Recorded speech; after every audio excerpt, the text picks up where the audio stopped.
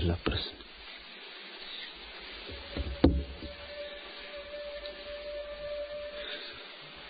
कपिल ऋषि के सांख्य दर्शन, अष्टावक्र की महागीता और कृष्णमूर्ति की देशना में क्या देश काल अनुसार अभिव्यक्ति का ही भेद है? कृपा करके समझाइए।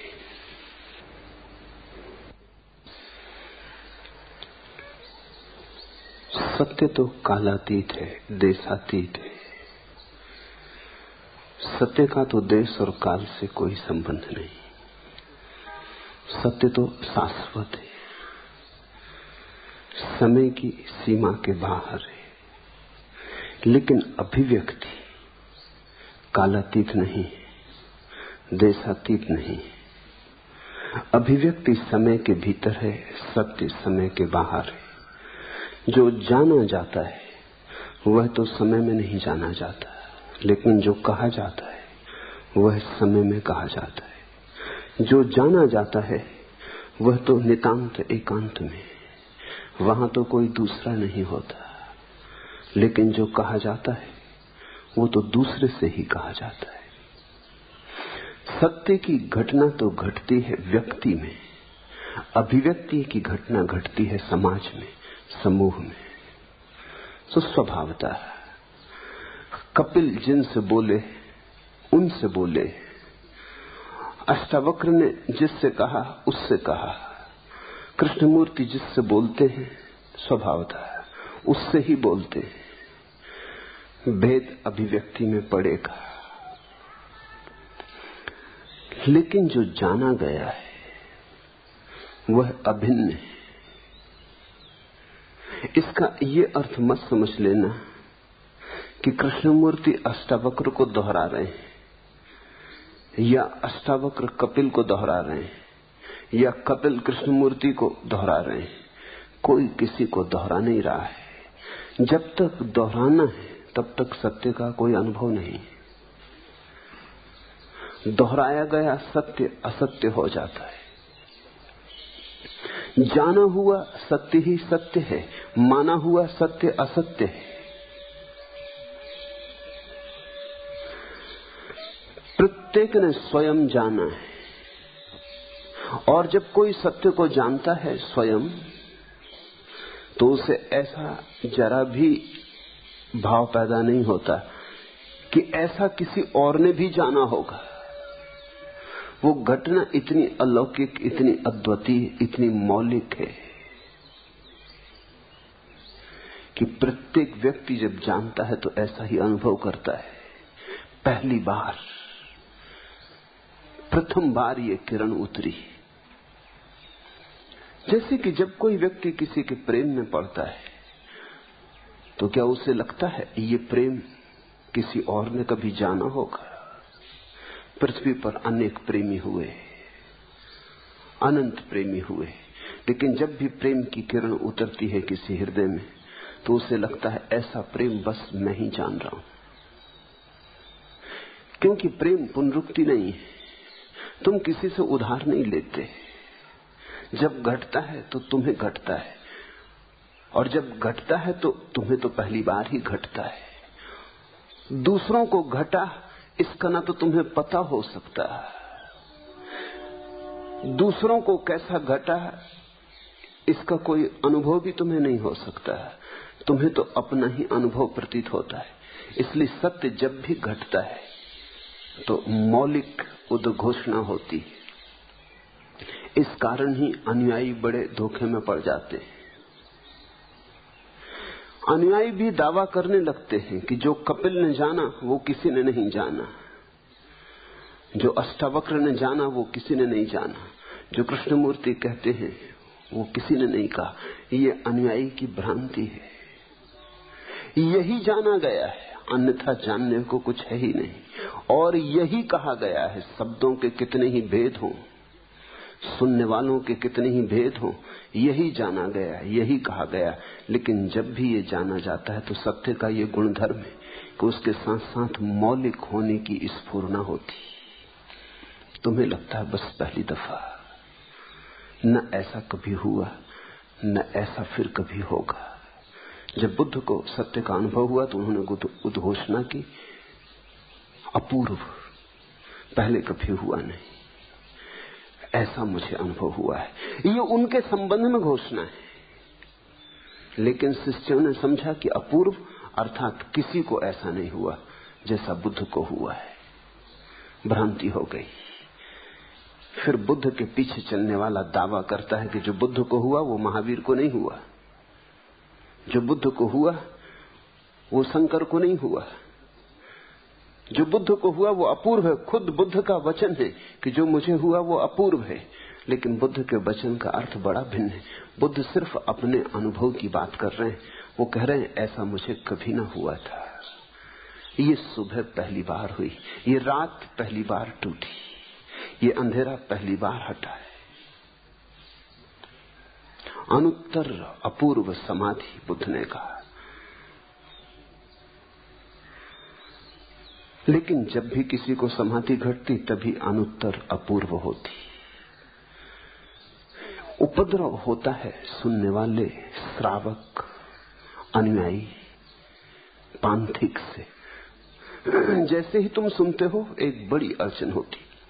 मैं तुमसे कुछ कह रहा हूं, जब तक मैंने नहीं कहा तब तक सत्य है। जैसे ही मैंने कहा और तुमने सुना, असत्य हुआ। क्योंकि जो मैं कह रहा हूं वो मेरा अनुभव है, जो तुम सुन रहे हो वो तुम्हारा अनुभव नहीं। जो मैं कह रहा हूं वो मेरी प्रतीति है, जो तुम सुन रहे हो वो ज्यादा से ज्यादा तुम्हारा विश्वास होगा। विश्वास असत्य है, तुम मानोगे, तुमने जाना नहीं। मानने से उपद्रव खड़ा होता है, फिर मानने वालों में संघर्ष खड़ा होता है। क्योंकि किसी ने बुद्ध को सुना, किसी ने महावीर को सुना, किसी ने कपिल को, किसी ने अष्टावक्र को, किसी ने कृष्णमूर्ति को। उन्होंने अलग अलग अभिव्यक्तियां सुनी। एक ही गीत है, लेकिन हर कंठ से स्वर भिन्न हो जाते। तुम्हें पता है ध्वनि शास्त्री क्या कहते? आधुनिक ध्वनि शास्त्र की बड़ी से बड़ी खोजों में एक खोज ये है कि जैसे तुम्हारे अंगूठे का चिन्ह भिन्न होता है, ऐसी प्रत्येक आदमी की आवाज भिन्न होती। Sound print. दो आदमियों की आवाज एक जैसी नहीं होती। इतना वैभिन्न है व्यक्तित्वों का कि दो आदमियों की आवाज भी एक जैसी नहीं होती। गीत एक ही दोहराओ, राग भिन्न हो जाता है। गीत एक ही दोहराओ, स्वर भिन्न हो जाता है। गीत एक ही दोहराओ, रंग भिन्न हो जाता है। तो कृष्णमूर्ति जो कहते हैं उस पर उनकी ध्वनि की छाप है, उनके व्यक्तित्व की छाप है, उनके हस्ताक्षर है। कपिल जो कहते हैं उस पर उनके हस्ताक्षर है। इन हस्ताक्षरों में अगर उलझ गए तो संप्रदाय बनेगा, और अगर हस्ताक्षर को हटा के मूल को देखने की चेष्टा की तो धर्म का जन्म होता है। सब संप्रदायों के भीतर कहीं धर्म छिपा है। संप्रदाय वस्त्रों की भांति है, और जब तक तुम वस्त्रों को अलग न कर दोगे और निर्वस्त्र धर्म को न खोज लोगे, तब तक तुम्हें धर्म का कोई पता नहीं चलेगा। हिंदू, मुसलमान, ईसाई, सिख, जैन, ये सब संप्रदाय हैं। ये अभिव्यक्तियों के भेद हैं। ये एक ही बात को अलग अलग भाषाओं में कहने के कारण इतनी भिन्नता मालूम होती, और भाषाएं अनेक हो सकती। सभी धर्म भाषाओं जैसे। लेकिन मैं तुमसे ये नहीं कह रहा हूं कि तुम इन सभी धर्मों के बीच कोई समन्वय स्थापित करो। उस भ्रांति में मत पड़ना, वो भ्रांति बौद्धिक होगी। अष्टावक्र को पढ़ो, कृष्णमूर्ति को पढ़ो, कपिल को पढ़ो, फिर उनके बीच समानता खोजो, और जो जो मेल खाता लगे उसे इकट्ठा करो, और फिर एक सिंथेसिस, एक समन्वय बनाओ। वो सब बुद्धि का जाल होगा, उससे कुछ तुम्हें धर्म का पता ना चलेगा। जहां पहले 3 संप्रदाय थे वहां 4 हो जाएंगे। बस एक तुम्हारा संप्रदाय और संयुक्त हो जाएगा। एक गांव में कुछ लोग झगड़ रहे थे। मुल्ला नसरुद्दीन पास से गुजरता था तो उसने कहा, भाई झगड़ते क्यों हो? ये निपटारा तो बातचीत से हो सकता है, इतनी तलवारें क्यों खींचे हुए हो? खून खतरा हो जाएगा, रुको। उसने गांव के 2-4 पंच इकट्ठे कर दिए और कहा कि आप तो दोनों पार्टियों ने अपने 5-5 पंच चुन लिए, ये निर्णय कर देंगे झगड़े का। जब शाम को मुल्ला वहां वापस पहुंचा तो देखा जहां सुबह थोड़े से झगड़ने वाले थे वहां और भारी भीड़ है, तलवारें खींची। उसने कहा, मामला क्या है? उसने कहा, अब ये पंच भी लड़ रहे हैं। पहले तो सुबह विवादी थे, वो लड़ रहे थे, अब ये पंच भी लड़ रहे हैं और तो कोई उपाय नहीं। किसी ने सलाह दी कि नसरुद्दीन पंचों के लिए भी पंच नियुक्त करो। नसरुद्दीन ने कहा, बहुत हो गया, अब मुझे अकल आ गई, ये तो सुबह ही निपट लेते तुम तो बेहतर था, ये तो झगड़ा और बढ़ गया। जो समन्वयवादी हैं इनसे संप्रदाय समाप्त नहीं होते। जहां 3 संप्रदाय होते हैं वहां इन 3 के जगह ये 4, चौथा समन्वय, अल्लाह ईश्वर तेरे नाम, चौथा खड़ा हो जाता है। उसके अपने दावे शुरू हो जाते, समन्वय का उसका दावा हो जाता है। तुमने देखा महावीर के साथ ऐसा हुआ। महावीर ने कहा कि सभी सत्य की अभिव्यक्तियां सत्य हैं, आंशिक सत्य है, कोई अभिव्यक्ति पूर्ण सत्य नहीं है। इसलिए महावीर ने एक सिद्धांत को जन्म दिया, स्यातवाद। स्यातवाद का अर्थ होता है मैं भी ठीक हूं, तुम भी ठीक हो, वह भी ठीक है, कुछ न कुछ तो ठीक सभी में है, इसलिए हम क्यों झगड़े। स्यातवाद का अर्थ है सभी के भीतर सत्य के अंश की स्वीकृति, ताकि विवाद न हो, व्यर्थ का झगड़ा न हो। लेकिन परिणाम क्या हुआ? स्यातवाद का अलग एक झगड़ा खड़ा हो गया। एक जैन मुनि से मैं बात कर रहा था, मैंने उनसे कहा कि आप मुझे संक्षिप्त में कहिए कि स्यातवाद का अर्थ क्या है। उन्होंने कहा, स्यातवाद का अर्थ है कि कोई भी पूर्ण सत्य नहीं, सभी सत्य आंशिक है, सभी में सत्य है थोड़ा थोड़ा। हम सभी के सत्य को देखते हैं, हम विवादी नहीं, हम संवादी हैं। मैंने थोड़ी देर इधर उधर की बात की और मैंने पूछा कि मैं आपसे एक बात पूछता हूं, स्यातवाद पूर्ण सत्य है या नहीं? उन्होंने कहा, बिल्कुल पूर्ण सत्य। अब ये स्यातवाद पूर्ण सत्य है, अब अगर इसको कोई कहे कि ये आंशिक सत्य है, ये भी आंशिक सत्य है, तो झगड़ा खड़ा हो जाएगा। सब आंशिक सत्य है, लेकिन जो मैं कह रहा हूं वो पूर्ण सत्य है। यही तो झगड़ा था। इसी झगड़े को हल करने को स्यातवाद खोजा गया। अब स्यातवाद भी झगड़े करने वालों में एक हिस्सा हो गया, एक पार्टी, वो भी एक विवाद है, वो भी एक संप्रदाय है। अगर स्यातवाद समझा गया होता तो जैनों का कोई संप्रदाय होना नहीं चाहिए, क्योंकि स्यातवाद के आधार पर संप्रदाय खड़ा नहीं हो सकता। स्यातवाद का अर्थ ही है कि सभी में सत्य है और किसी में पूर्ण सत्य नहीं है, इसलिए संप्रदाय खड़े करने की कोई जगह नहीं है। संप्रदाय का तो मतलब भी ये होता है कि सत्य यहां है, वहां नहीं। स्यातवाद ने तो संप्रदाय की जड़ काटी थी, लेकिन जैनों का एक संप्रदाय खड़ा है जो अब स्यातवाद की रक्षा करता है।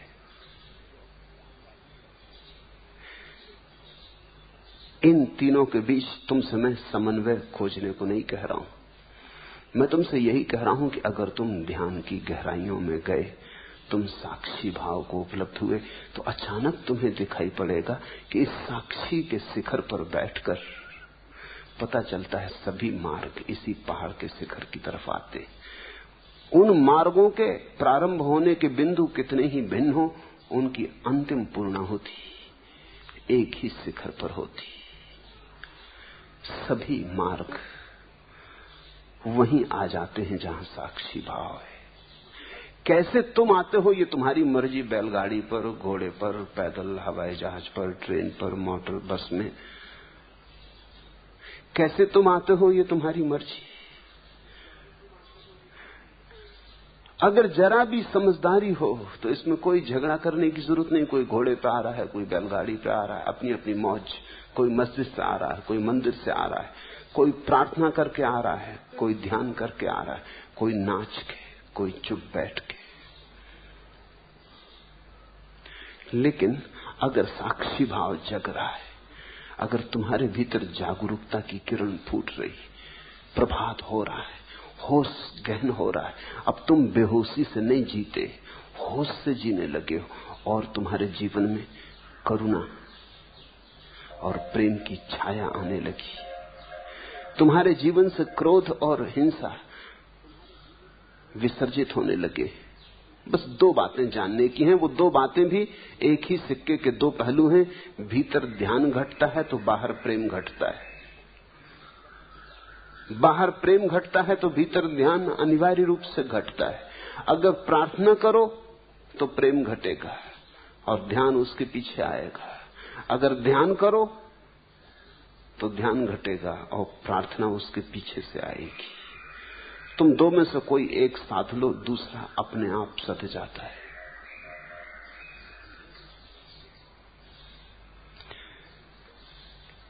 साक्षी में पहुंचकर ही तुम्हें सारे जगत के सत्यों के बीच समन्वय की प्रतीति होगी। उस अनुभव की तरफ मेरा इशारा है। इसे तुम बौद्धिक समन्वय बनाने की कोशिश मत करना। दूसरा प्रश्न, आपने कल कहा कि सभी साधनाएं गोरख धंधा है, लेकिन साथ ही आप अपने सन्यासियों के लिए ध्यान करना अनिवार्य कर रखे। इससे मन दुविधा में पड़ता है। ध्यान नहीं करने से लगता है कुछ चूक हो रही, और करने पर मन कहता है कि समय तो नहीं गंवा रहे हो। कृपा पूर्वक मार्गदर्शन करें। निश्चित ही सभी अनुष्ठान गोरख धंधे, लेकिन इसका यह अर्थ नहीं कि तुम अनुष्ठान करना मत। जैसे कि मैं तुमसे कहूं नाव पर सवार हो जाओ, लेकिन उस पार जाके उतर जाना। तुम कहो कि आप तो दुविधा में डाल रहे हैं। एक हाथ से तो कहते हैं सवार हो जाओ और तत्क्षण कहते हैं उतर जाना। अगर उतरना ही है तो हम नाव पे चढ़े ही क्यों, और अगर चढ़ ही गए तो फिर उतरें क्यों। ये तो आप दुविधा में डालते हैं। चढ़ने को भी कहते, उतरने को भी कहते, लेकिन इसमें दुविधा है। नाव पर चढ़ना होगा और नाव से उतरना भी होगा। दुनिया में दो तरह के पागल हैं। वो बड़े तार्किक हैं, तर्क बड़ा विक्षिप्त होता है। ठीक है तर्क। ये मैंने सुना है कि कुछ लोग तीर्थ यात्रा को जा रहे हैं, हरिद्वार, और ट्रेन पर बड़ी भीड़ भड़क्का है, और एक आदमी बड़ी कोशिश कर रहा है लेकिन चढ़ नहीं पा रहा। किसी ने ऐसे ही मजाक में उससे कहा कि अरे इतने क्यों मरे जा रहे हो चढ़ने के लिए, आखिर उतरना पड़ेगा। तो आदमी रहा होगा बड़ा विचारक, वो उतर ही गया। उसने चढ़ने की कोशिश छोड़ दी। उसके साथी जो अंदर चढ़ गए थे उन्होंने कहा भाई तू खड़ा क्यों है, गाड़ी छूटने को हो रही, चल। कहा कि तुम्हें पता नहीं उतरना पड़ेगा। जब उतरना ही है तो चढ़ने के लिए इतनी धक्कम धुक्की क्या करनी। समझ गए, यहीं उतर गए। वो घबराए क्योंकि गाड़ी छूटी जा रही है, और उस आदमी को साथ ले आए, कहां उसे छोड़ जाएं। उनमें से कुछ उतरे और जबरदस्ती उसे चढ़ाया। वो चिल्लाता चीखता रहा। उसने कहा ये कर क्या रहे हो, जब उतरना ही है तो हम क्यों इस मुसीबत में फंसे। पर उनने उसकी कोई फिक्र नहीं की। उन्होंने कहा विवाद पीछे कर लेंगे, पहले तू चढ़। अब तुझे हम कहां छोड़ जाएं, यहां अनजान जगह में, कहीं गांव से आते थे। खैर किसी तरह उसको चढ़ा लिया। बड़ी मुश्किल वो चढ़ा। एक तो वैसे ही भीड़ थी, वैसे और वो चढ़ने में झगड़ा खड़ा कर रहा था। वो उतर जाना चाहता था, चढ़ गया, फिर हरिद्वार आ गया। अब उतारने की झंझट खड़ी, वो उतरता नहीं। वो कहता जब चढ़ ही गए, जब एक दफे चढ़ ही गए तो अब क्या उतरना बार बार, और फिर चढ़ने की झंझट होगी। इसलिए हम चढ़े ही रहेंगे। अब हम तुम यहीं छोड़ दो, तुम जाओ। अब उसको वो जबरदस्ती उतार रहे हैं। वो आदमी चिल्ला रहा है कि तुम कैसे असंगत हो, क्षण भर पहले चढ़ाते, क्षण भर बाद उतारते। असंगति तो देखो। तुम मुझे दुविधा में डाल रहे हो। तुम मुझे सीधा सारसूत्र कह दो कि या चढ़ना या उतरना, तो हम निपटा लें, हम वही हो जाएं। तुम जिंदगी को इतना तर्क से अगर चले तो बड़ी बुरी तरह चूकोगे। अगर तुम चढ़ोगे ही नहीं तो तीर्थ नहीं पहुंचोगे, और अगर चढ़े ही रह गए तो भी तीर्थ नहीं पहुंचोगे। इसलिए मैं तुमसे कहता हूं, ध्यान भी करना और एक दिन स्मरण रखना कि ध्यान भी छोड़ देना है। दोनों बातें तुमसे कहता हूं। तुम तो चाहोगे कि कोई एक कहूं तो तुम सुविधा हो जाए। तुम सुविधा की फिक्र कर रहे हो, तुम साधना की फिक्र नहीं कर रहे हो। तुम सुविधा खोज रहे हो, तुम क्रांति नहीं खोज रहे हो। तो सुविधाओं में दो उपाय हैं। या तो मैं तुमसे कहूं करो ही मत, जिससे कृष्णमूर्ति कहते हैं उनकी बात सीधी साफ है, ध्यान करने की कोई जरूरत नहीं। जिनको ध्यान नहीं करना है वो उनके पास इकट्ठे हो गए, यद्यपि उन्हें कुछ भी नहीं हुआ। मेरे पास आते हैं लोग, वो कहते हैं हम कृष्णमूर्ति को सुनते सुनते थक गए, हमें बात भी समझ में आ गई कि ध्यान इत्यादि में कुछ भी नहीं है, मगर हमें कुछ हुआ भी नहीं है। कुछ हुआ भी नहीं है और समझ में भी आ गया कि ध्यान इत्यादि में कुछ भी नहीं है। ये इसी पार रह गए, नाव पर न चढ़े। फिर दूसरी तरफ महेश योगी या उन जैसे लोग हैं जो कहते हैं ध्यान ध्यान ध्यान करो, और फिर कभी नहीं कहते कि इसे छोड़ना है। तो कुछ लोग हैं जो बस जप रहे हैं, राम राम राम राम जपते ही चले जाते। जिंदगी गुजर गई, वो भी मेरे पास आ जाते हैं, वो कहते हैं राम राम जपते हम थक गए, अब कब तक जपते रहें। और ध्यान तो छोड़ा नहीं जा सकता, ध्यान तो धर्म की विधि है। तुम मेरी स्थिति को समझने की कोशिश करो। मैं तुमसे कहता हूं ध्यान शुरू करो, नहीं तो खतरा है कि तुम कृष्णमूर्ति जैसी आखिरी बात सुन के बैठ गए। ये बात सही है, नाव छोड़ देनी है, मगर उस किनारे, इस किनारे नहीं। और कृष्णमूर्ति ने नाव छोड़ी, इसलिए तुमसे कह रहे हैं कि छोड़ दो नाव, लेकिन ये उस किनारे की बात है, इस किनारे की बात नहीं। इस किनारे छोड़ दी तो तुम कभी उस किनारे न पहुंचोगे। तुमने कृष्णमूर्ति को नाव से उतरते देखा है, ये सच। तुम मत उतर जाना, क्योंकि तुम इस किनारे ही हो। तुम अगर उतर गए तो भटक जाओगे। और तुमने महेश योगी को चढ़ते देखा नाव पर, यह भी सच है। अब चढ़े ही मत रह जाना, क्योंकि दूसरा किनारा आ जाए तो उतरने का ख्याल रखना। मैं तुम्हें जब ये विरोधाभासी बातें कहता हूं कि ध्यान करो और ध्यान छोड़ो भी, तो ये दो किनारों की बातें हैं। इस किनारे से शुरू करो, उस किनारे पे छोड़ देना। अगर मैं कहूं सिर्फ ध्यान करो तो एक खतरा पैदा होगा, जब छोड़ने की बात आएगी तुम छोड़ ना सकोगे। अगर मैं सिर्फ इतना ही कहूं कि छोड़ दो, तो तुम करोगे ही नहीं। छोड़ने की संभावना का सवाल ही नहीं, करोगे ही नहीं तो छोड़ोगे क्या खाक। मैं तुमसे कहता हूं कमाओ और दान कर दो। कमाने में भी मजा है, फिर दान करने में तो बहुत मजा है। ध्यान में बहुत रस है, फिर ध्यान के छोड़ने में तो महारस है। दुविधा में पड़ने की तुम्हें जरूरत नहीं, सीधी साफ बात है। मैं सभी विरोधों का उपयोग करना चाहता हूं। तुम चाहते हो अविरोधी वक्तव्य जिसमें तुम्हें अड़चन ना हो, तुम लकीर के फकीर बन जाओ और चल पड़ो। तुम लकीर के फकीर बनने को इतने आतुर हो कि बस तुम्हें एक झंडा पकड़ा दिया जाए, बस तुम चलते रहोगे। निश्चित ही मेरी बात में विरोधाभास है, क्योंकि सारा जीवन विरोधाभास से निर्मित है। जन्म होता है, मृत्यु होती है, ये विरोधाभास है। तुम जीवन से नहीं कहते ये क्या मामला है, तुम परमात्मा से कभी खड़े होकर शिकायत नहीं करते कि क्या मामला है? अगर जन्म दिया तो मारते क्यों हो फिर? और अगर मारना ही है तो जन्म देना ही बंद कर दो। तुम कहो तो भी परमात्मा तुम्हारी सुनेगा नहीं। कई लोगों ने कई बार कहा भी है। लेकिन परमात्मा जन्म देता, मृत्यु देता।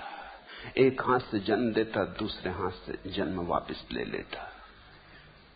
यहां रात होती, दिन होती, यहां गर्मी आती, सर्दी आती, यहां मौसम बदलते रहते।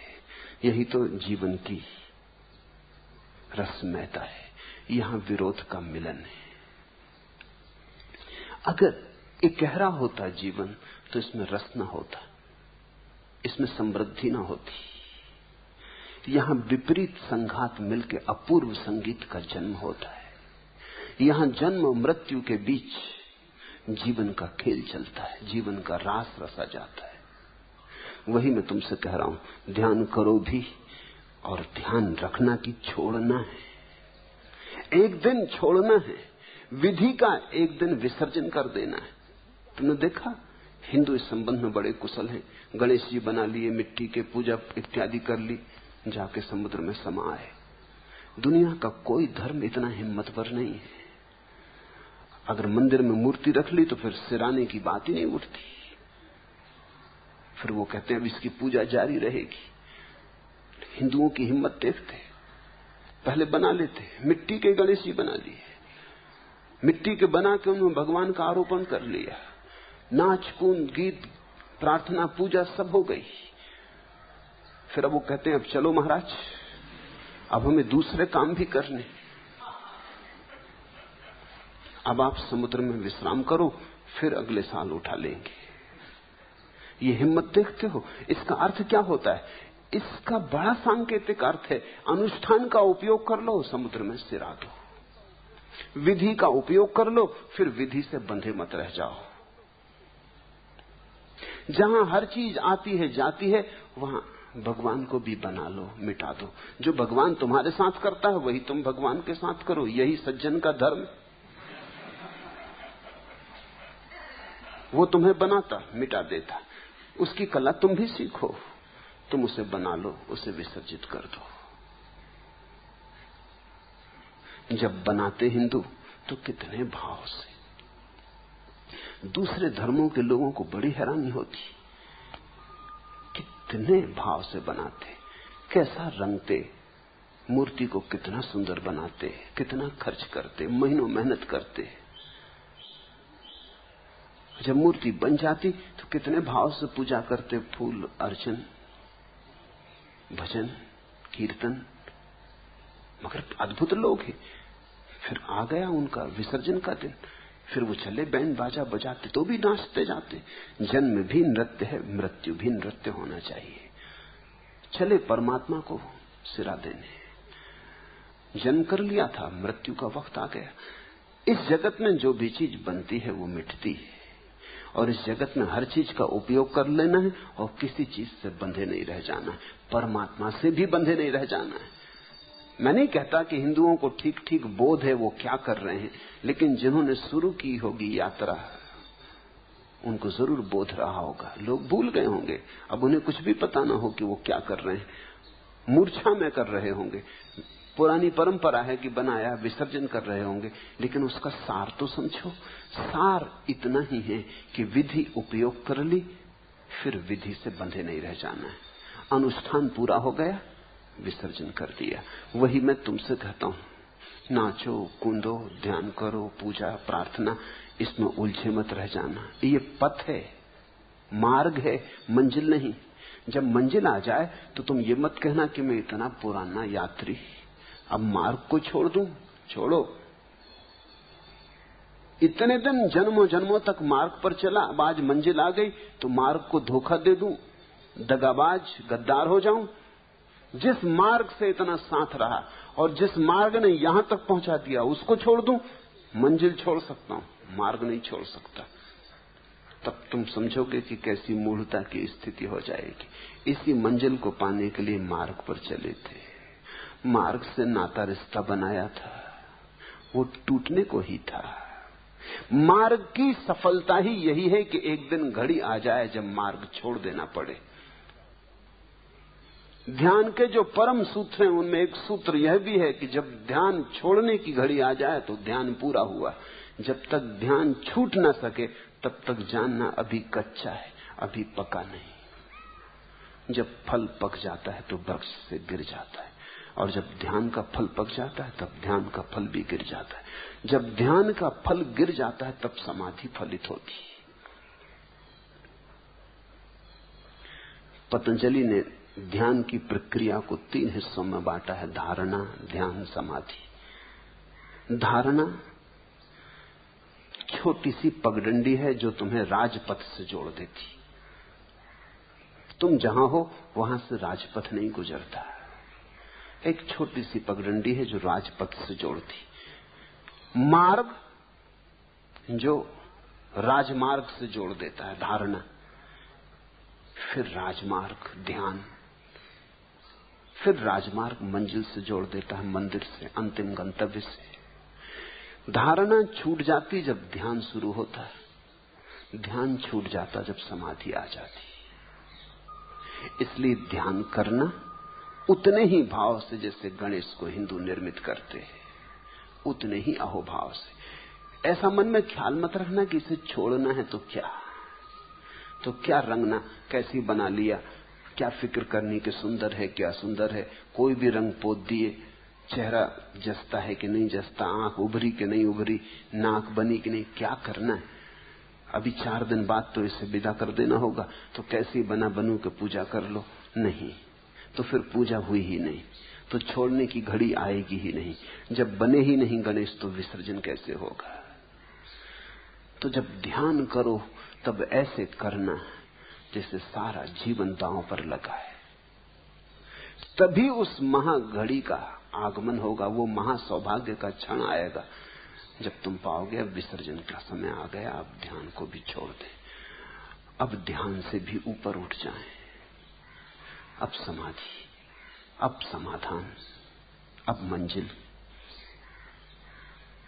तो मैं तुमसे ये विरोधाभास कहता हूं कि जो ध्यान को समग्रता से करेंगे वे ही एक दिन ध्यान को समग्रता से छोड़ पाएंगे।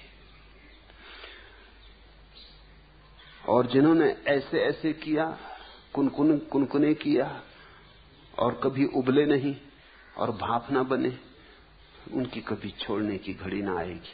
वो इसी किनारे अटके रह जाएंगे। जैन शास्त्रों में एक कथा है। एक साधु स्नान कर रहा है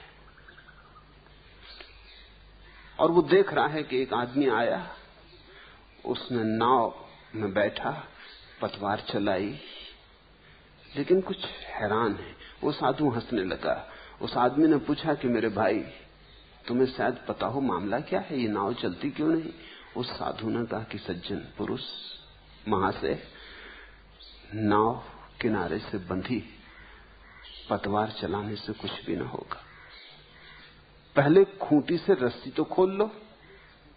वो पतवार चला रहे हैं, तेजी से चला रहे हैं, ये सोच के कि शायद धीमे धीमे चलाने से नाव नहीं चल रही तो और तेजी से चलाओ, पसीने पसीने हुए जा रहे हैं। लेकिन नाव किनारे से बंधी है, उसे छोड़ा नहीं गया। नाव चलाने के पहले किनारे से छोड़ लेना जरूरी है। तो अगर तुमने आधे आधे मन से ध्यान किया तो नाव किनारे से छूटेगी ही नहीं, तो तुम उस किनारे कभी पहुंचोगे ही नहीं, उतरने की घड़ी कभी आएगी ही नहीं। अष्टावक्र ने जनक को कहा कि सब अनुष्ठान बंधन है।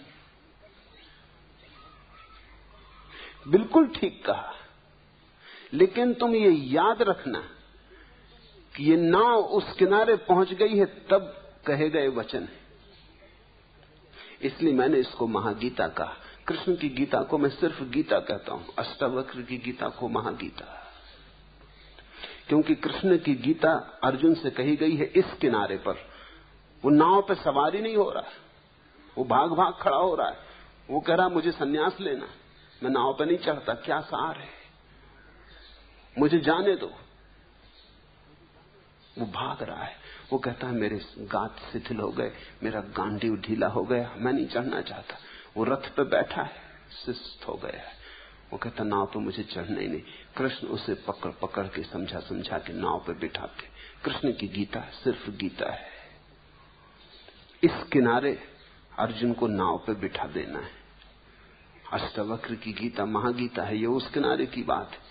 ये जनक उस किनारे हैं, लेकिन नाव से उतरने को शायद तैयार नहीं, या नाव में बैठे रह गए हैं। बहुत दिनों तक नाव में यात्रा की है, नाव में ही घर बना लिया है।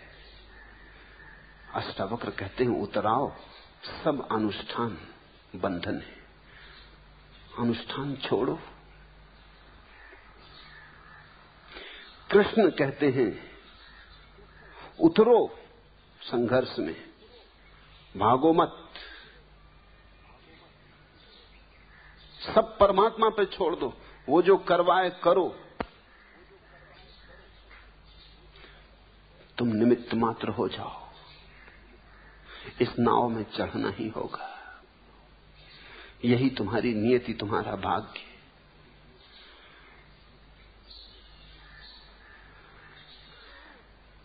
अगर अर्जुन नाव में चढ़ जाए, चढ़ ही गया कृष्ण की बात मान के, तो खतरा है। वो भी बड़ा तर्कनिष्ठ व्यक्ति था, एक दिन उसको फिर अष्टावक्र की जरूरत पड़ेगी, क्योंकि वो उस किनारे जाके उतरेगा नहीं।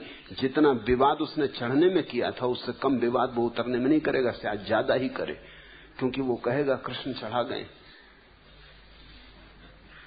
अब उतरना एक तरह की गद्दारी होगी, ये तो अपने गुरु के साथ धोखा होगा। बामुश्किल तो मैं चढ़ा था, अब तुम उतारने आ गए। मैं तो पहले ही कह रहा था कि मुझे चढ़ना नहीं है। ये भी क्या खेल है। और अष्टावक्र कहते हैं सब अनुष्ठान बंधन है, ध्यान बंधन है, धारणा बंधन है, योग बंधन है, पूजा प्रार्थना बंधन है, सब बंधन है। कृष्ण की गीता उसके लिए है जो अभी आभासा सीख रहा है अध्यात्म का। अष्टावक्र की गीता उसके लिए है जिसके सब पाठ पूरे हो गए, दीक्षांत का समय आ गया। कृष्ण की गीता दीक्षारंभ है, अष्टावक्र की गीता दीक्षांत प्रवचन है। इन दोनों गीताओं के बीच में सारी यात्रा पूरी हो जाती है। एक चढ़ा देती है अनुष्ठानों में, एक उतार लेती है अनुष्ठानों से। एक बताती है गणेश को कैसे निर्मित करो, कैसे भाव भक्ति से, कैसे रंग भरो। एक बताती कैसे नाचते गीत गुनगुनाते विसर्जित करो। ऐसा जन्म और मृत्यु के बीच जीवन है, ऐसे ही नाव में चढ़ने और नाव से उतरने के बीच परमात्मा का अनुभव है।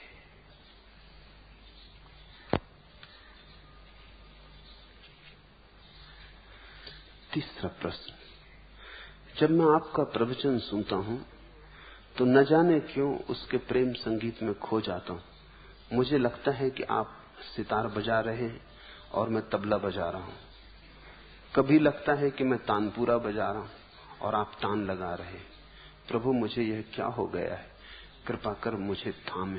थामे धक्का देंगे। ऐसी शुभ घड़ी आ गई, तुम कहते हो कृपा कर थामे।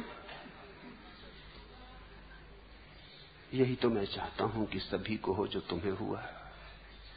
ये जो मैं कह रहा हूं ये शब्द नहीं, संगीत ही है। और इसे अगर तुम सुनना चाहते हो तो सुनने की जो श्रेष्ठतम व्यवस्था है वो यही कि तुम भी मेरे संगीत में सहभागी हो जाओ। मेरी इस लय में तुम भी तानपूरा तो बजाओ कम से कम। तुम ऐसे दूर दूर खड़े न रह जाओ, तुम इस ऑर्केस्ट्रा में अंग बन जाओ, तभी तुम समझ पाओगे। शुभ हो रहा है, सौभाग्य की घटना घट रही है। तुम डरो मत। दो तबले पर ताल, बजाओ तानपूरा। साथ मेरे गाओ, साथ मेरे नाचो। इसी नृत्य में तुम खो जाओगे। इसी खोने से तुम्हारा वास्तविक होना शुरू होगा। इसी नृत्य में तुम विसर्जित हो जाओगे। तुम्हारी सीमाएं असीम में डूब जाएंगी। अचानक तुम पहली दफा जागोगे और पाओगे कि तुम कौन हो। इसी खो जाने में नींद टूटेगी, जागरण होगा और तुम कहते हो प्रभु थामे। समझ रहा हूं तुम्हारी अड़चन भी, तुम्हारे प्रश्न को भी समझ रहा हूं, क्योंकि जब कोई ऐसा डूबने लगता तो घबराहट स्वाभाविक होती कि क्या हो रहा, कहीं मैं पागल तो नहीं हुआ जा रहा। यहां कैसी वीणा हो, कैसा तबला, पूछने में भी तुम डरे होगे। प्रश्न को मैंने कहा तो बहुत लोग हंसे भी, उनको भी लगा ये क्या पागलपन है। तुमको भी लगा होगा क्या पागलपन है, ये मैं कर क्या रहा हूं, यहां सुनने आया हूं कि तबला बजाने, और ये कैसा तानपुरा मैंने साथ लिया, ये कैसी कल्पना में मैं उलझा जा रहा हूं, ये कोई सम्मोहन तो नहीं, ये कोई मन की विक्षिप्तता तो नहीं, ये कैसी लहर मुझ में उठी। मत घबराओ, यही लहर तुम्हें ले जाएगी उस पार, यही लहर नाव बनेगी। इसी लहर पर चढ़ने को कह रहा हूं। चढ़ जाओ इस लहर पर, इस लहर को चूको मत। ये लहर डुबाए तो डूब जाओ, ये उबारे तो उबरो, डुबाए तो डूबो। इस लहर के साथ अपना तादात्म्य कर लो। इस लहर से लड़ो मत, इसके विपरीत तैरो मत, इससे बचने की चेष्टा मत करो।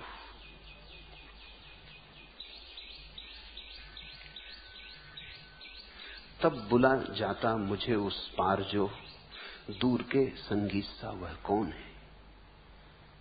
जो तुम्हें बुला रहा है वो अभी दूर का संगीत है।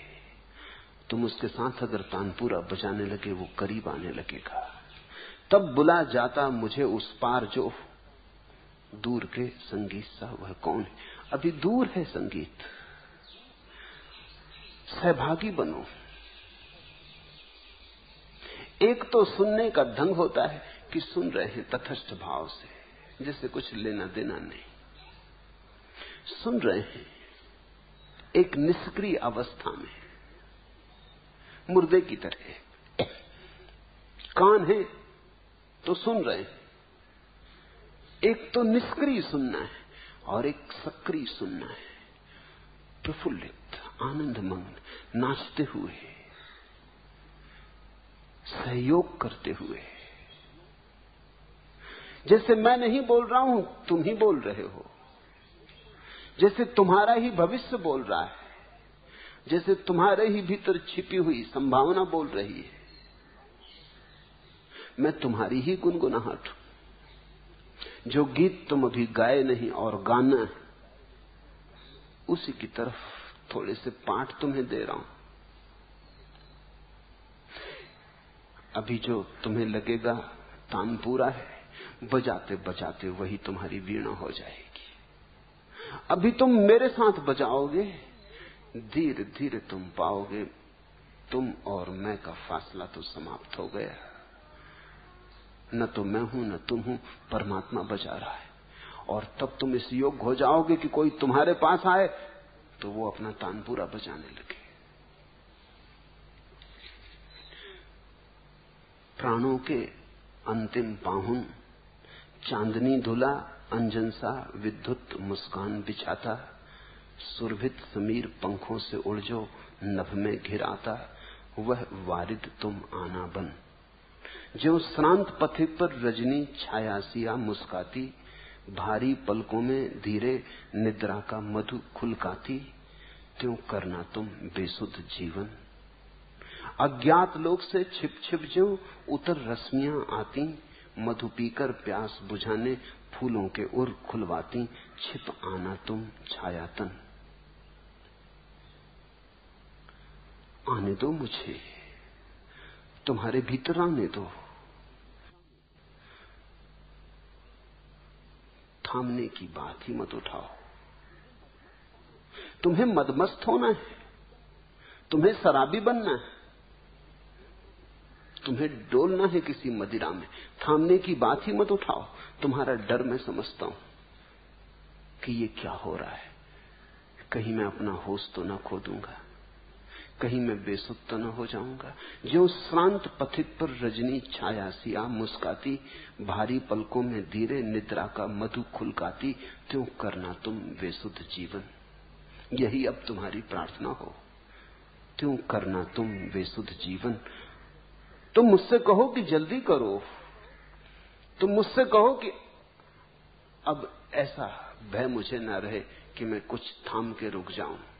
तुम मुझसे कहो कि अब मुझे डुबाओ, मुझे बेसुध करो, क्योंकि तुमने जिसे अब तक शुद्ध समझी है वो तो बेसुधी थी, तुमने जिसे अब तक होश समझा है वो तो बेहोशी थी, और तुम जिसे अब तक जागरण समझते थे वो सपनों से ज्यादा नहीं था, वो बड़ी गहन अंधेरी रात और नींद थी।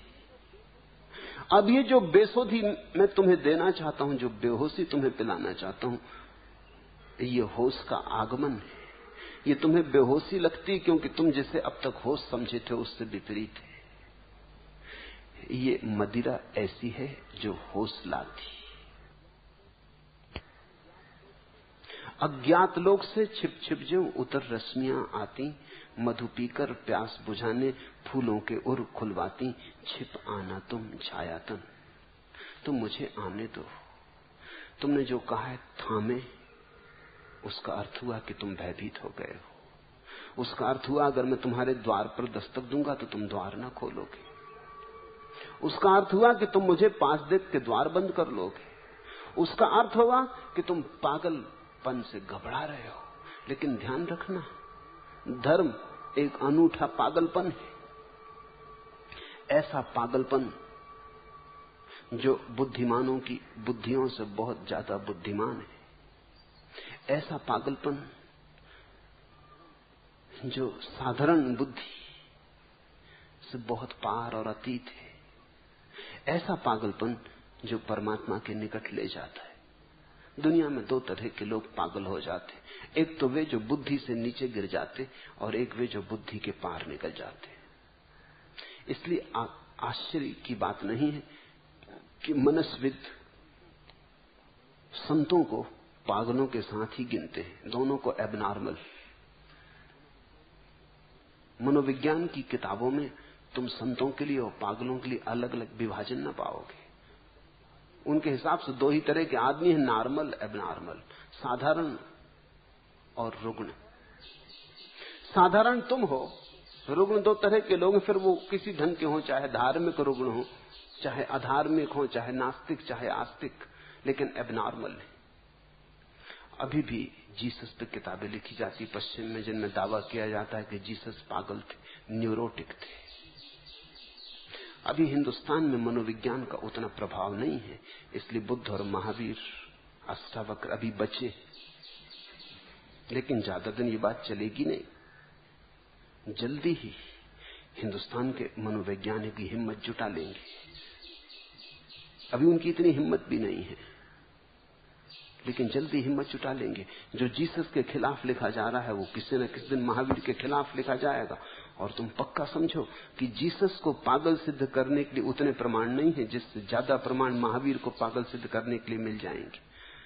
तुमने देखा महावीर नग्न खड़े, कम से कम जीसस कपड़े तो पहने, अभी तो पागलपन है। तुमने देखा महावीर अपने बालों को लौंच के उखाड़ते।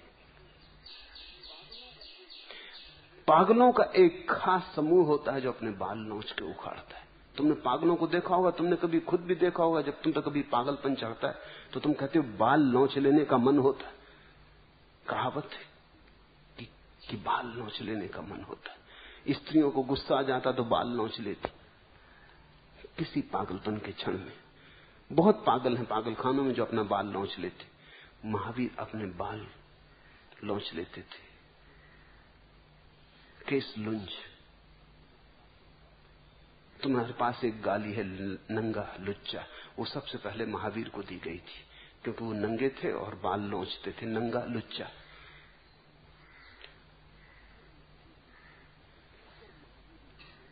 अगर महावीर में खोजना हो पागलपन तो पूरा मिल जाएगा।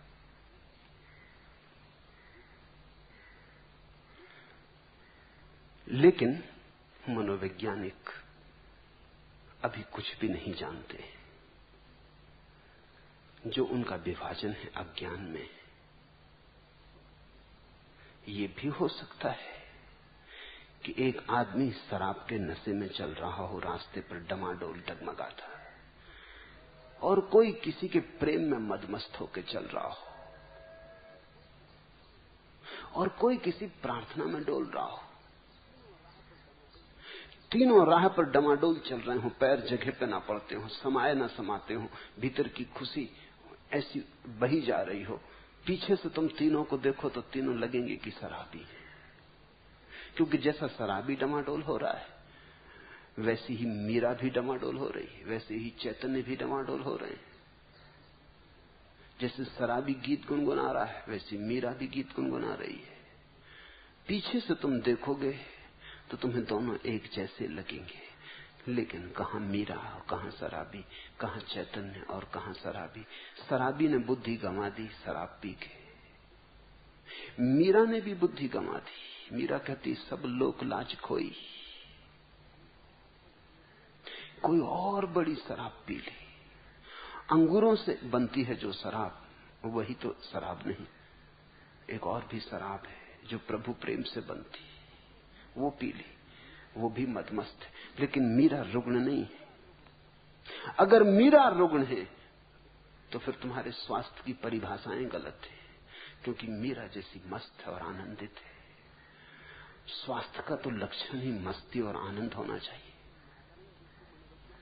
साधारण जिसको मनोवैज्ञानिक कहते हैं नॉर्मल, वो तो बड़ा अशांत, बेचैन, परेशान, दुखी दिखाई पड़ता है। ये कोई स्वास्थ्य की परिभाषा हुई? ये चिंताग्रस्त लोग, दुखी लोग, परेशान लोग, जिनके जीवन में कभी कोई फूल नहीं खिला, कोई सरगम नहीं फूटा, कोई रसधार नहीं बही, ये स्वस्थ लोग हैं?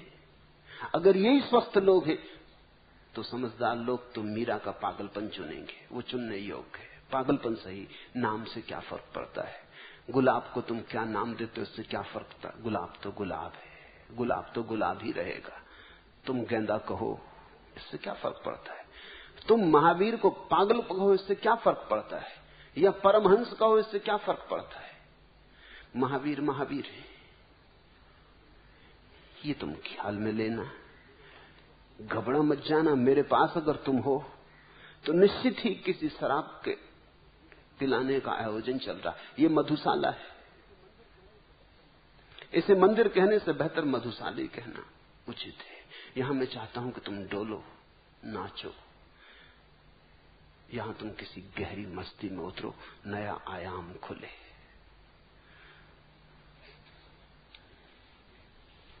दूर दिल से सब कदूरत हो गई है, जीत कितनी खूबसूरत हो गई है, थोड़ा पियो मुझे। दूर दिल से सब कदूरत हो गई, सब चिंता, फिक्र, बेचैनी, अशांति सब दूर हो जाएगी। जीत कितनी खूबसूरत हो गई और जिंदगी बड़ी खूबसूरत हो जाएगी। एक एक फूल में हजार हजार फूल खिलते दिखाई पड़ेंगे। इस कदर सती है, इस कदर सती ही है दुनिया की मसरत, दिल को फिर गम की जरूरत हो गई है। और जब तुम जिंदगी के असली आनंद को जानोगे तो तुम चकित हो जाओगे। तुम पाओगे इस दुनिया के सुख से तो परमात्मा को, परमात्मा के विरह में, परमात्मा के विछोह में पैदा होने वाला दुख बेहतर है। इस दुनिया के सुखों से तो परमात्मा के विछोह में रोना बेहतर है। इस दुनिया की मुस्कुराहटों से तो परमात्मा के लिए बहे आंसू बेहतर है। इस कदर सती है दुनिया की मसरत, दिल को फिर गम की जरूरत हो गई है। यूं बसी है मुझ में तेरी याद साजन, मेरे मन मंदिर की मूरत हो गई है। तेरी याद ने दिल को चमका दिया, तेरे प्यार से ये सभा सज गई। जवां पर न आया कोई और नाम, तेरा नाम ही रात दिन भज गई। मेरे दिल में सहनाई सी बज गई। इस सहनाई को बजने दो, इस एक तारे को बजने दो, इस तानपूरे को बजने दो। उठने दो तबले पर, धुन, नाचो, गाओ, गुनगुनाओ। मेरी दृष्टि में धर्म वही है जो नाचता हुआ है, और दुनिया को एक नाचते हुए परमात्मा की जरूरत है। उदास परमात्मा काम नहीं आया। उदास परमात्मा सच्चा सिद्ध नहीं हुआ, क्योंकि आदमी वैसे ही उदास था और उदास परमात्मा को लेकर बैठ गया। उदास परमात्मा तो लगता है उदास आदमी की ईजाद है, असली परमात्मा नहीं। नाचता हंसता परमात्मा चाहिए। और जो धर्म हंसी न दे, और जो धर्म खुशी न दे, और जो धर्म तुम्हारे जीवन को मुस्कुराहटों से न भर दे, उत्सव से न भर दे, उत्साह से न भर दे, वो धर्म नहीं है, आत्महत्या है। उससे राजी मत होना। वो धर्म बूढ़ों का धर्म है या मुर्दों का धर्म है, जिनके जीवन की धारा बह गई है और सब सूख गया है। धर्म तो जवान चाहिए, धर्म तो युवा चाहिए, धर्म तो छोटे बच्चों जैसा फुलकता, फुदकता, नाचता, आश्चर्य भरा चाहिए। तो मैं यहां तुम्हें उदास और लंबे चेहरे सिखाने को नहीं हूं, और मैं नहीं चाहता कि तुम यहां बड़े गंभीर होकर जीवन को लेने लगो। गंभीरता ही तो तुम्हारी छाती पे पत्थर हो गई। गंभीरता रोग है। हटाओ गंभीरता के पत्थर को।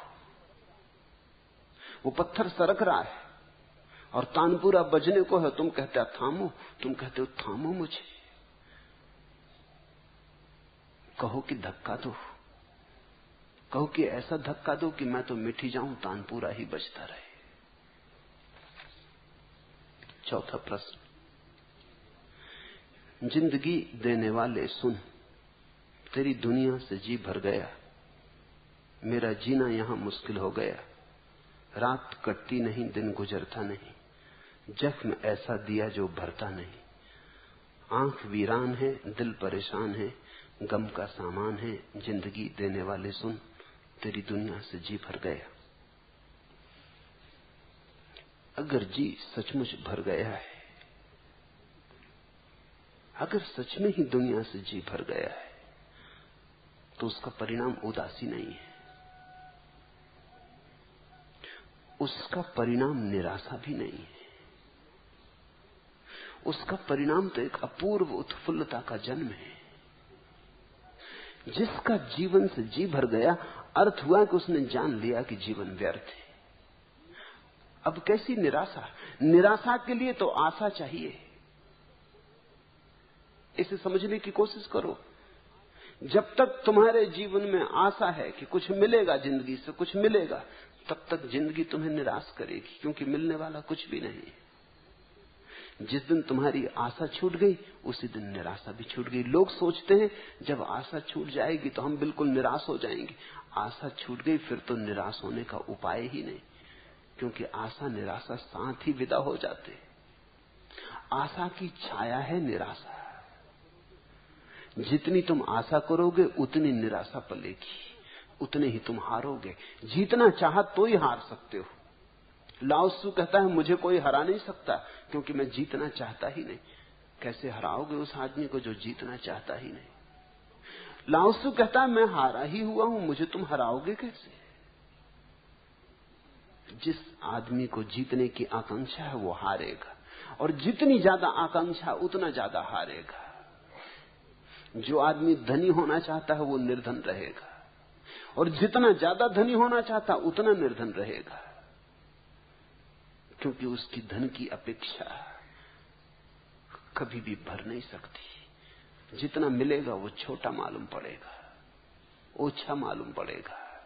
उसकी आकांक्षा का पात्र तो बड़ा है, उस पात्र में सभी जो मिलेगा खो जाएगा। इस सूत्र को ख्याल में लेना तुम्हारी आशा निराशा की जन्मदात्री है। तुम्हारी आकांक्षा तुम्हारी विफलता का सूत्र आधार है। तुम्हारी मांग तुम्हारे जीवन का विषाद है। अगर सच में ही जीवन से जी भर गया, लगता नहीं। जिंदगी देने वाले सुन, तेरी दुनिया से जी भर गया, अभी भरा नहीं। थक गए होगे, आशाएं पूरी नहीं हुई, लेकिन आशाएं समाप्त नहीं हो गई। जिसको तुम जीवन से जी भर जाना कहते हो वो विषाद की अवस्था है। तुम जो चाहते थे वो नहीं हुआ, इसलिए ऊब गए हो। लेकिन अगर अभी परमात्मा कहे कि हो सकता है, तुम फिर दौड़ पड़ोगे। अगर कोई तुम्हें फिर से कह दे कि दौड़ जाओ, अभी मिल जाएगा, बस पास ही है, तुम फिर चल पड़ोगे। फिर आशा का दिया जलने लगेगा। ये तुम्हारी हार है, समझ नहीं। ये तुम्हारी पराजय है, लेकिन बोध नहीं। और पराजय को बोध मत समझ लेना। पराजित आदमी बैठ जाता थक के, लेकिन गहरे में तो अभी भी सोचता रहता, मिल जाता, शायद कुछ और उपाय कर लेता, शायद कोई और ढंग होगा खोजने का, मैंने शायद गलत ढंग से खोजा, ठीक ना खोजा, या मैंने पूरी ताकत ना लगाई खोजने में। तुम कितनी ही ताकत लगाओ, संसार में हार सुनिश्चित है, संसार में जीत होती नहीं। मैंने सुना है एक महिला एक दुकान पर बच्चों के खिलौने खरीद रही। एक खिलौने को वो जमाने की कोशिश कर रही, जो टुकड़े टुकड़े में है और जमाया जाता है। तो उसने बहुत कोशिश की, उसके पति ने भी बहुत कोशिश की, लेकिन वो जमता ही नहीं। आखिर उसने दुकानदार से पूछा कि सुनो, 5 साल के बच्चे के लिए हम ये खिलौने खरीद रहे हैं, न मैं इसको जमा पाती हूं, न मेरे पति जमा पाते हैं। मेरे पति गणित के प्रोफेसर हैं, अब और कौन इसको जमा पाएगा? मेरा 5 साल का बच्चा इसको कैसे जमाएगा? उस दुकानदार ने कहा, सुने, परेशान ना हो, ये खिलौना जमाने के लिए बनाया ही नहीं गया। ये तो बच्चे के लिए एक शिक्षण है कि दुनिया भी ऐसी ही है, कितनी जमाओ, जमती नहीं। ये तो बच्चा अभी से सीख ले जीवन का एक सत्य। इसको जमाने की कोशिश करेगा बच्चा, 1000 कोशिश करेगा, मगर ये जमाने के लिए बने नहीं गए, ये जम सकते ही नहीं। इसमें तुम चूकते ही जाओगे, इसमें हार निश्चित है। संसार एक प्रशिक्षण है, ये जमने को है नहीं, ये कभी जमा नहीं। ये सिकंदर से नहीं जमा, ये नेपोलियन से नहीं जमा, ये तुमसे भी जमने वाला नहीं है, ये किसी से कभी नहीं जमा। अगर ये जम ही जाता तो बुद्ध और महावीर छोड़ के ना हट जाते, उन्होंने जमा लिया होता। बुद्ध महावीरों से नहीं जमा, तुमसे नहीं जमेगा, ये जमने को है ही नहीं। ये बनाया ही इस ढंग से गया है कि इसमें हार सुनिश्चित है, विषाद निश्चित है। ये जागने को बनाया गया है कि तुम देख देख के हार हार के जागो। एक दिन जिस दिन तुम जाग जाओगे, तुम्हें ये समझ आ जाएगी कि ये जमता ही नहीं। नहीं कि मेरे उपाय में कोई कमी, नहीं कि मैंने मेहनत कम की, नहीं कि मैं बुद्धिमान पूरा न था, नहीं कि मैं थोड़ा कम दौड़ा, अगर थोड़ा और दौड़ता तो पहुंच जाता। जिस दिन तुम समझोगे ये जमने को बना ही नहीं, उस दिन विषाद मिट जाएगा। उस दिन सब भीतर की पराजय, हार सब खो जाएगी। उस दिन तुम खिलखिला के हंसोगे, तुम कहोगे ये भी खूब मजाक रही। इस मजाक को जान के ही हिंदुओं ने जगत को लीला कहा, खूब खेल रहा।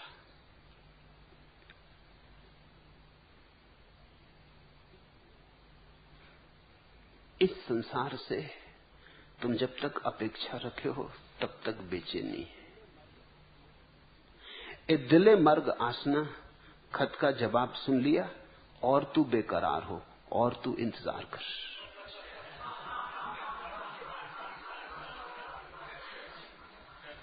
बैठे हैं, बड़ी प्रतीक्षा कर रहे हैं कि प्रेसी का पत्र आता होगा।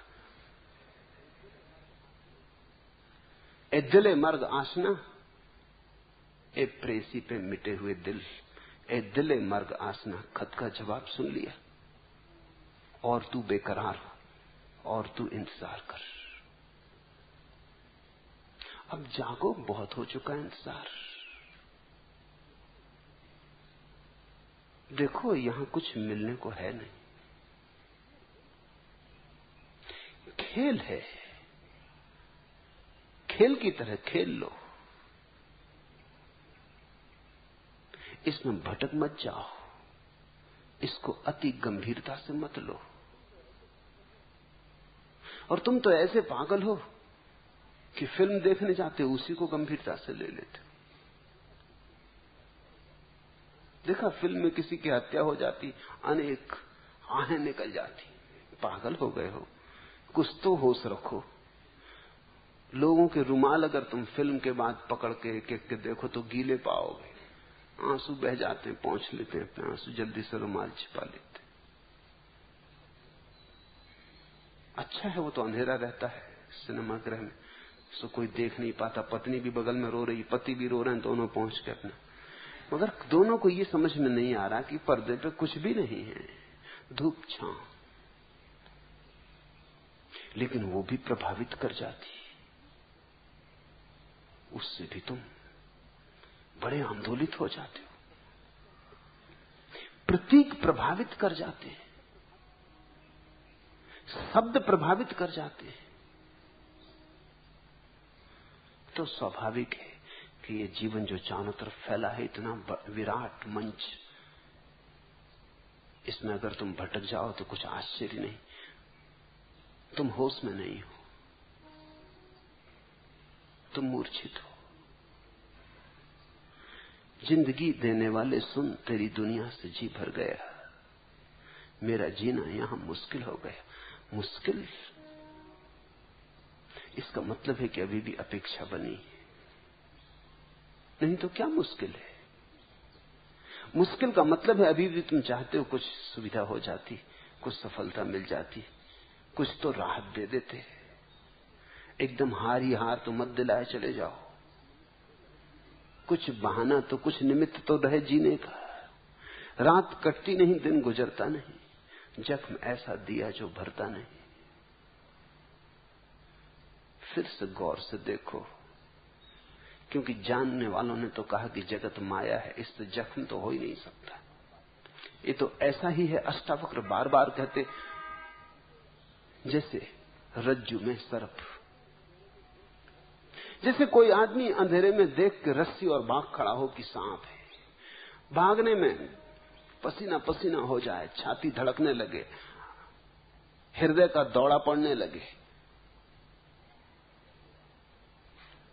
और कोई दिया ले आए और कहे कि पागल जरा देख भी तो, वहां न कुछ भागने को है, न कुछ भयभीत होने को है, रस्सी पड़ी है।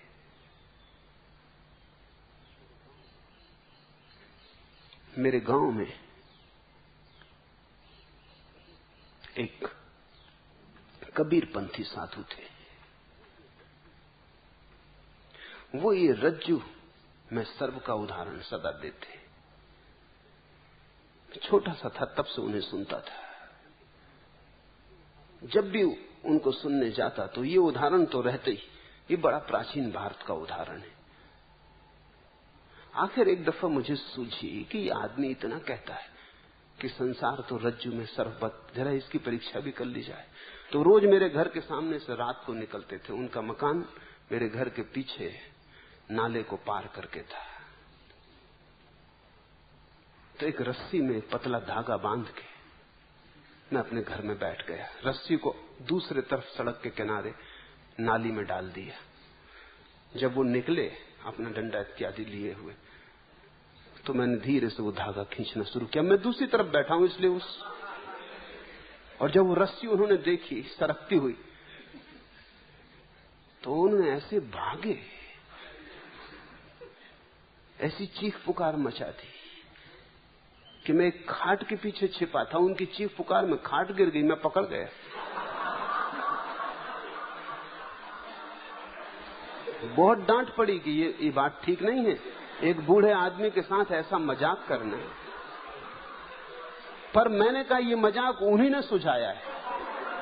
मैं थक गया सुनते सुनते, रज्जू में सर्पवत, रज्जू में सर्पवत। तो मैंने सोचा कि कम से कम ये तो ना घबराएंगे, ये तो पहचान लेंगे कि रस्सी है। ये भी चूक गए तो औरों का क्या कहना। ये संसार प्रतीत होता, भासमान होता, और भासमान ऐसा होता कि लगता है सच है, लेकिन तुम एक दिन नहीं थे और एक दिन फिर नहीं हो जाओगे।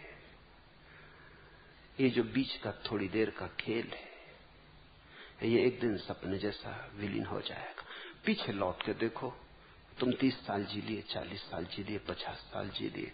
ये जो 50 साल तुम जिए, आज क्या तुम पक्का निर्णय कर सकते हो कि सपने में देखे थे 50 साल या असली जिए थे? अब तो सिर्फ स्मृति रह गई। स्मृति तो सपने की भी रह जाती है। आज तुम्हारे पास क्या उपाय है ये जांच करने का कि जो 50 साल मैंने जिए, ये वस्तुतः में जिया था, वस्तुतः, या एक सपने में देखी कथा है? बड़ी मुश्किल में पड़ जाओगे। बड़ा चित्त बेचैन हो जाएगा अगर सोचने बैठोगे। अगर इस पे ध्यान करोगे तो बड़े बेचैन, पसीने पसीने हो जाओगे, क्योंकि तुम पकड़ न पाओगे सूत्र की कैसे सिद्ध करें कि जो मैंने सोचता हूं कि देखा, वो सच में देखा था या केवल एक मृग मरीचिका थी। मरते वक्त जब मौत तुम्हारे द्वार पर खड़ी हो जाएगी और मौत का अंधकार तुम्हें घेरने लगेगा, क्या तुम्हें याद ना आएगी कि जो मैं 60, 70, 80 साल जीवन जिया वो था? तुम कैसे तय करोगे कि वो था? मृत्यु सब पहुंच जाएगी। कितने लोग इस जमीन पर रहे, कितने लोग इस जमीन पर गुजर गए, आए और गए, उनका आज कोई भी तो पता ठिकाना नहीं है। वैज्ञानिक कहते हैं कि तुम जिस जगह बैठे हो वहां कम से कम 10 आदमियों की लाशें गड़ी। इतने लोग इस जमीन पर मर चुके, इंच इंच जमीन कब्र है। तुम ये मत सोचना कि कब्र गांव के बाहर है। जहां गांव है वहां कभी कब्र थी, कभी कब्रिस्तान था, मरघट था। जहां अब मरघट है वहां कभी गांव था। सब चीजें बदलती रही हैं कितने करोड़ों वर्षों में। जमीन का एक एक इंच आदमी की लाशों से पटा है। हर इंच पर 10 लाशें पटी। तुम जहां बैठे हो वहां 10 मुर्दे नीचे गड़े। तुम भी धीरे से 11 में हो जाओगे, उन्हीं में सरक जाओगे। फिर इस सब दौड़ धूप का, इस आकांक्षा, अभिलाषा का, इस महत्वाकांक्षा का क्या अर्थ है, क्या सार है? इस सत्य को देखकर जो जागता है, फिर वो ऐसा नहीं कहता कि रात कटती नहीं, दिन गुजरता नहीं। फिर वो ऐसा नहीं कहता कि जख्म ऐसा दिया जो भरता नहीं। आंख वीरान है, दिल परेशान है, गम का सामान है। ये तो सब आशा अपेक्षा की ही छायाएं हैं। इनसे कोई धार्मिक नहीं होता, और इनके कारण जो आदमी धार्मिक हो जाता है वो धर्म के नाम पर संसार की ही मांग जारी रखता है। वो मंदिर में भी जाएगा तो वही मांगेगा जो संसार में नहीं मिला है। उसका स्वर्ग उन्हीं चीजों की पूर्ति होगी जो संसार में नहीं मिल पाई। उनकी आकांक्षा वहां पूरी कर लेगा। इसलिए तो स्वर्ग में हमने कल्प वृक्ष लगा रखे, उनके नीचे बैठ गए, सब पूरा हो जाता है। मैंने सुना एक आदमी भूले भटके कल्प वृक्ष के नीचे पहुंच गया। उसे पता नहीं था कि कल्प वृक्ष है। वो उसके नीचे बैठा, बड़ा थका था।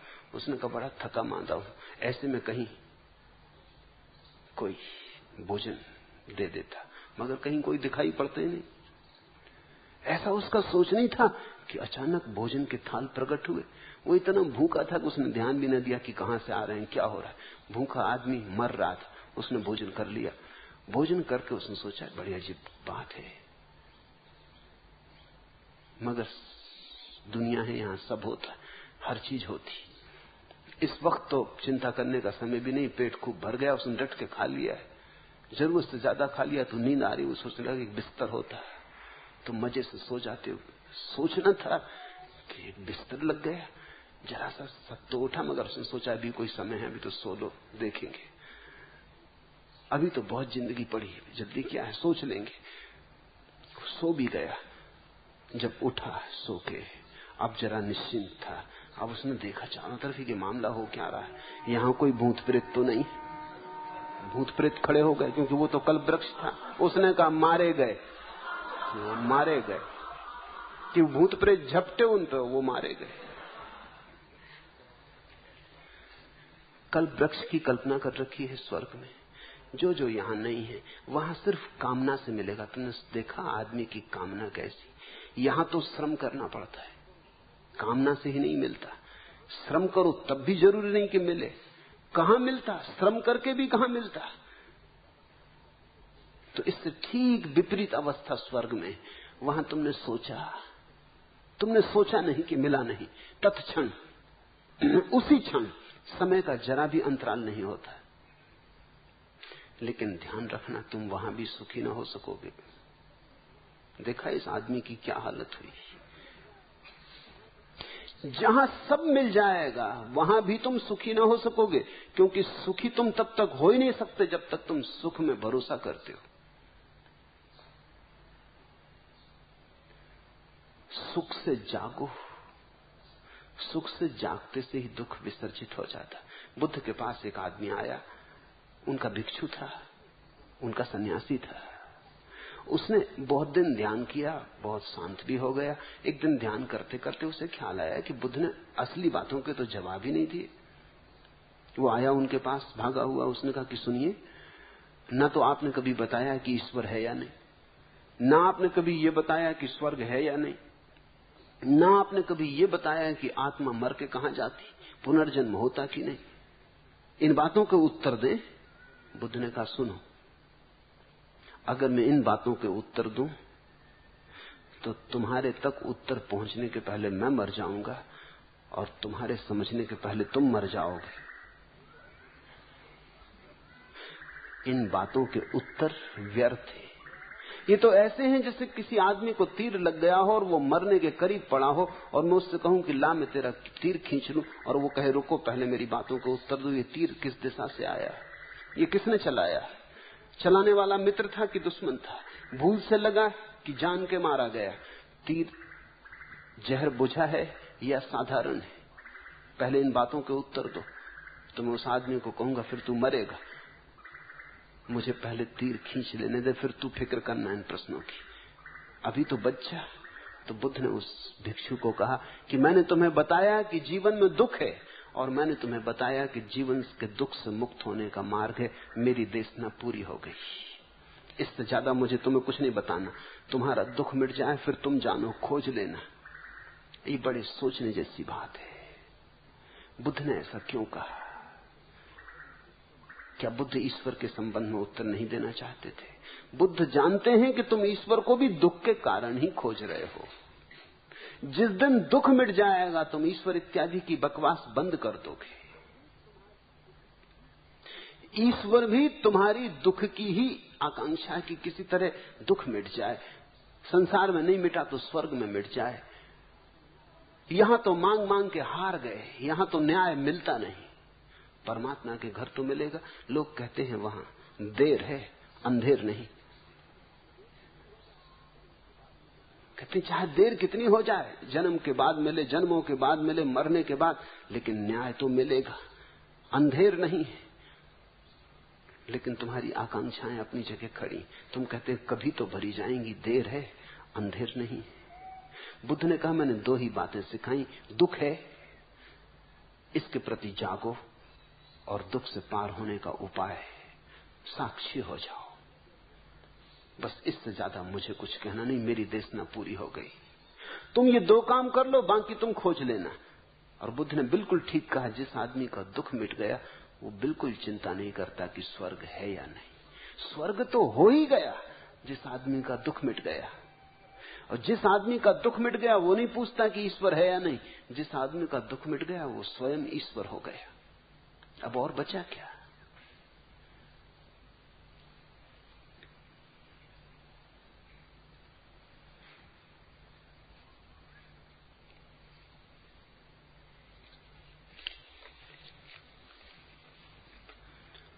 जिसने पूछा है प्रश्न, उसे बहुत कुछ समझने की जरूरत है। जिंदगी को आकांक्षाओं के पर्दे से मत देखो, जिंदगी को अपेक्षाओं के ढंग से मत देखो। जैसी जिंदगी है उसे देखो और बीच में अपनी आकांक्षा को मत लाओ, और तब तुम अचानक पाओगे सांप खो गया, रस्सी पड़ी रह गई।